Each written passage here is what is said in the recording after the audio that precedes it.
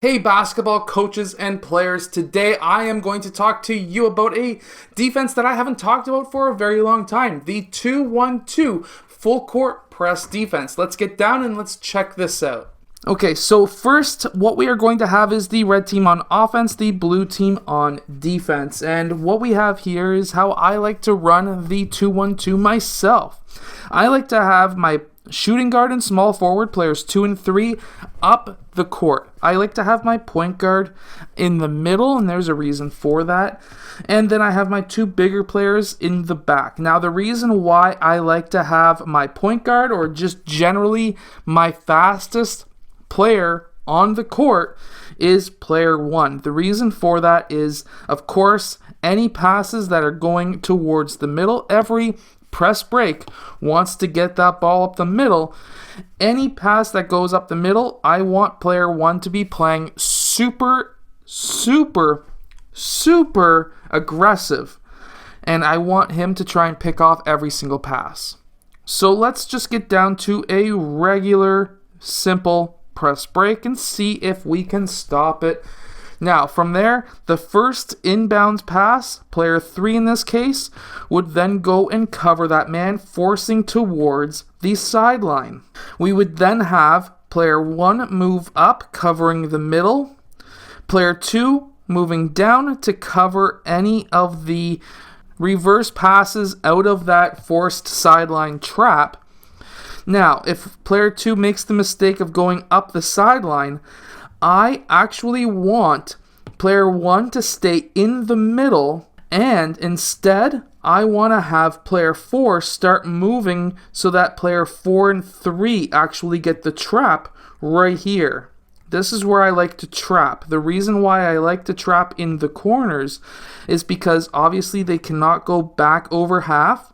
They obviously cannot go past the out of bounds line, and then if they're trapped, then there's nowhere else for them to go. So from there, if he makes that mistake, he doesn't pass, then we'll have that trap right here. Player 5 will move down, 1 will be here, 2 will be there, and of course there's nowhere for them to go. However, if we go back and move all these players back, and then have the reverse pass go to player 3, what I would like to see, and this is a little bit different from a lot of other coaches, and that is I like to see player 2 be aggressive and to try and cut off that pass or at least pressure player 3, and that's when I want to see player 1 start to move over and player 3 to start taking up the middle. And now we have turned into a 1-2-2 full court press. So now we have both of these players covered, and what we are hoping for player 2 to do is to force player 3 towards the sideline and not pass that ball. What we really want to see is player 1 getting to a position so that if this pass was to go from player 3 to 1, we would be able to have player 1 cut that off and go in for a layup. Now that would be our ultimate goal on that reverse pass, but if it does go and get passed over to player 1, what we would now have is player 1, and now player 3 is going to turn into the aggressive middle player, and player 1 is going to be the one who is forcing player 1 red towards that sideline. Player 2 cutting off that pass, player 3 cutting off the pass to the middle, player 5 cutting off the pass down deep, and now player 1 is going to be single coverage all the way until that half court, and in which case we would then have these players moving during that time into the position they are now. Now, the reason for this is obviously this is a trap. We would have player 2 playing a zone here, 3 a zone here, 4 a zone here, and at this point, player 1 would be trapped along the sideline. This is super important. Now, other coaches may run the 2-1-2 this way, where they get that inbounds pass, and then we would have these players still sliding over.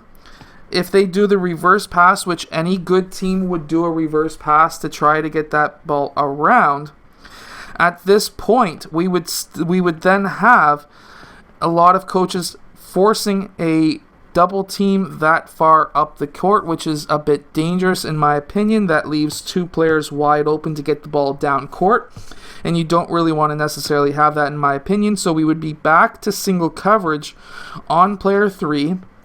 Player 1 would be covering slightly over just because they may pass that ball back to try to get it up that sideline, or if he was to pass it over to player 1.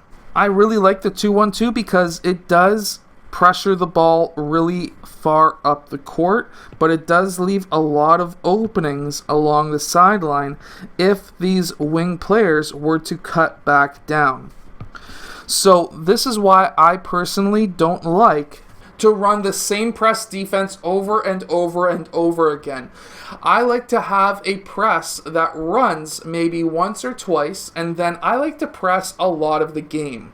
So I like to alternate between two different press defenses. I would have press 1 and press 2, and then I would have a half-court press. So that when I go into my timeouts and say, hey, what we are going to do is do our full-court press until I say half, and then if I say that, then I want them to go between 1 and 2. 1 being usually what I do is a diamond 1-2-1-1, and then I go into something similar to this, which is a 2-1-2, or something crazy like a 3-1-1. And then I go back into a 4-1 half-court trap, which you can get the 4-1 half-court zone defense down in the description below, which is a great defense to get a double team from the free throw line and above. And then you can also check out my unbeatable basketball zone defense, which is a double team from the free throw line and below without leaving any players open. I hope that you've enjoyed today's video. If you have, hit that like button and subscribe, and I'll see you guys again next time.